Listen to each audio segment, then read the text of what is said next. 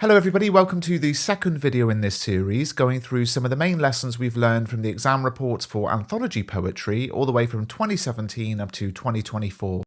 Now, one thing that we've seen come up twice in the anthology poetry exam reports is that, and this is a paraphrase, students generally performed better when they prioritised comparing the ideas within the poem instead of the methods used. So what does that mean? Well, imagine we have this question on the presentation of War in the Charge of the Light Brigade. Our approach should be to reread the named poem, picking out anything we spot that is relevant to the question. So for the Charge of the Light Brigade, I might pick out how the poem is a ballad, with the repeated refrain 600 at the end of each stanza.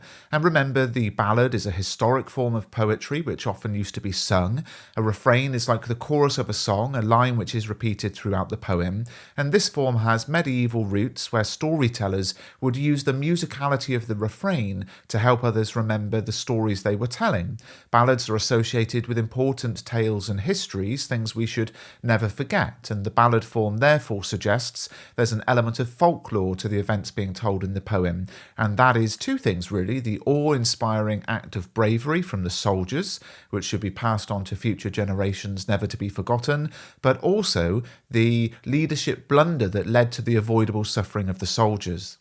I might also pick out the religious imagery of Valley of Death, which is an intertextual reference to Psalm 23, written by King David, and Tennyson here uses the biblical imagery to highlight the bravery of the soldiers.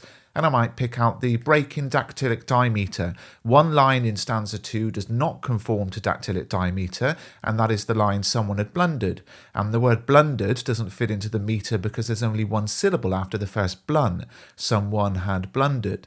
Now, Tennyson is making a point here. He wants to emphasise the blunder, by which he means the leadership error which led to this futile mission taking place. The word blunder means stupid or careless mistake, and by deliberately breaking the rules of his chosen poetic structure, Tennyson is subtly drawing the reader's attention to his disgust at the cause of the fatalities. Now, he had to do this subtly as dictated by his role of poet laureate, but it is there.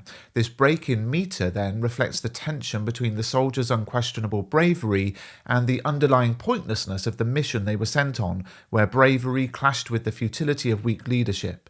The disruption in the rhythm acts as a subtle protest, highlighting the senselessness of the soldiers' suffering.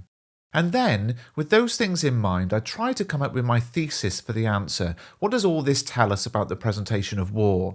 Now, perhaps I'd come up with something like that in war, the bravery of those involved is unquestionable, but war also contains avoidable suffering. And then I want to think about my second poem, and this is where the exam report comment comes in.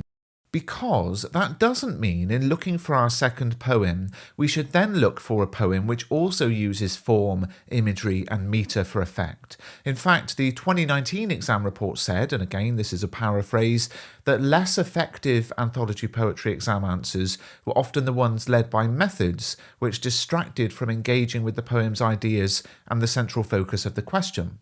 No, we should think about a poem which compares well with our idea that in war, the bravery of those involved is unquestionable, but that war also contains avoidable suffering.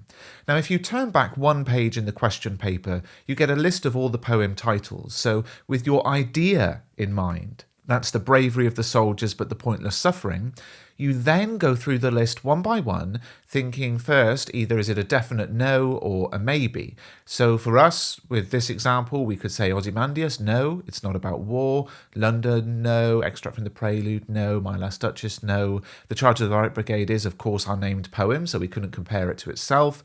Exposure, maybe. Storm on the Island, no, it's not really about war. Bayonet Charge, maybe. Remains, maybe. Poppies, maybe, although there's nothing on the bravery of the soldiers in this one. War Photographer, probably not. Nothing on the bravery of the soldiers. Tissue, no. The Emigre, no. Checking Out My History, no. So what we've then done is narrowed it down to Exposure, Remains, Kamikaze, and that's thinking about ideas, not methods. Now, what would happen if I did think about methods, and we did just look for a poem which compared to the Charge of the Light Brigade in its use of form, imagery and metre? Well, I don't know that we'd find any of these poems compare well. Remains might be the closest. It also uses form, a dramatic monologue form. There's some imagery of sewing, but nothing specific on metre. So for one, focusing on methods to choose our second poem really limits us with what we can compare. Now, just to say, you can lead your comparison by methods, but I think at best it limits the options you have of a second poem, and at worst it might even leave you with no second poem that makes sense. So that's why, in my opinion, I do what the 2017 and 2019 exam reports suggest and lead by ideas. Now, the video I'm linking here on screen is my epic video with 3 points of analysis on every power and conflict poem, so if you found this video useful, do check that one out and subscribe to the channel.